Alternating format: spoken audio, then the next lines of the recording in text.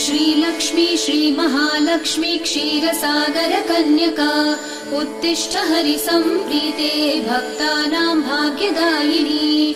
श्रीलक्ष्मी श्रीमहालक्ष्मी क्षीरसागर कन्यका उत्तिष्ठ हरिसम्प्रीते भक्तानां भाग्यदायिनी। उत्तिष्ठोत्तिष्ठ श्रीलक्ष्मी विष्णुवक्षस्थलालये उत्तिष्ठ करुणापूर्णे लोकानां शुभदायिनी। उत्तिष्ठोत्तिष्ठ श्रीलक्ष्मी विष्णुवक्षस्थलालये उत्तिष्ठ करुणापूर्णे लोकानां शुभदायिनी।